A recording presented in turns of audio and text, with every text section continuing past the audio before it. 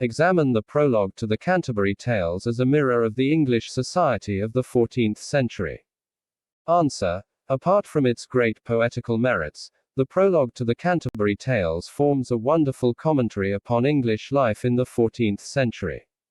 The fact is that Chaucer had intimate knowledge of the crosscurrents of English society in his time.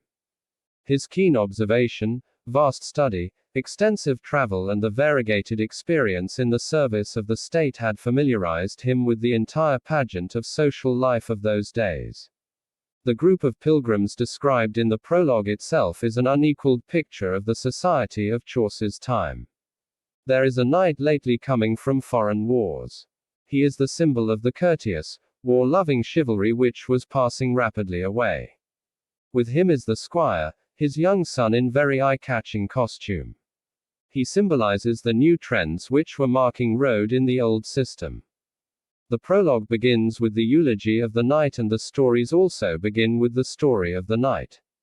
This is the indication that a knight was the most respectable person of the social hierarchy of the medieval times. There is a whole number of ecclesiastics, representing the diverse activities of the medieval church. Most of them are satirical portraits in their worldliness and materialism, faithfully representative of the ecclesiastical abuses against which John Wycliffe struggled. First, there is a monk who cares only for hunting and good beer. Lecherous and greedy, the friar impregnates many women and establishes husbands for them by arranging their marriages at his own cost. The summoner and the pardoner are depicted to be the most deceitful and dishonored of all the pilgrims. They both misuse their positions for increased incomes. Amid these evil churchmen is the poor parson whom Chaucer sets as the type of true shepherds of the church. He is described as rich of holy thought and work, with loving and reverent touch. A crowd of other figures fill the canvas. There is a shipman from the west, a representative of those adventurous seamen, half merchant sailors and half smugglers and pirates, who had already made England's name a terror in the sea and paved the way for future naval and commercial supremacy. Chaucer portrays a very poor clerk who spends all he earns upon his studies. He represents that passion for learning which was already astir everywhere in Europe.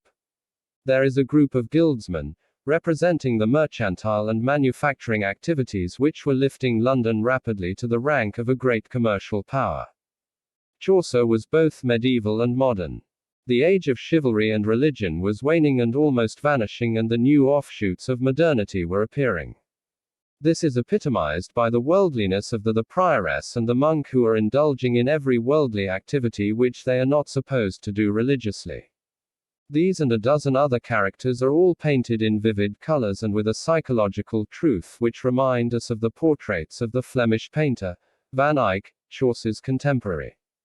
Taken as a whole, the dramatic personae of the prologue represent the entire range of English society in the 14th century, with the exception of the highest aristocracy and the lowest order of serfs. Since the ordinary things and the common people are the most representative, Chaucer has made a direct transcription from common life. Apart from the men and their manners, the prologue also sheds light on contemporary clothing, food and occupations. Almost every character is in a typical dress and other personal array.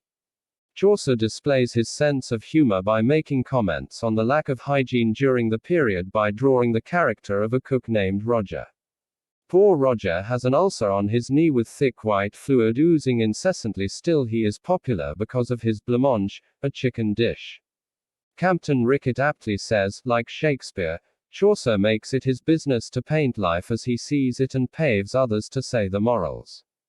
Viz. Chaucer was not a reformer or preacher. He plays the role of a tolerant humanist, and his attitude of toleration carries more conviction than the denunciation of a moralist. The prologue has not chronicled any prominent contemporary events. Chaucer's time was a time of unrest both at home and abroad. Many aspects like wars with France, devastation by the Black Death, the peasants' revolt and factions among the royal people have not been depicted and emphasized in the prologue. Nevertheless, the prologue is an important social document, a full-blooded view of the variegated panorama of the 14th century England. It evinces the true color and aroma of the society Chaucer lived in. Finished. Please subscribe to the channel for more updates of ready-made notes on English literature. Also, please share this channel to any student pursuing a degree in English literature.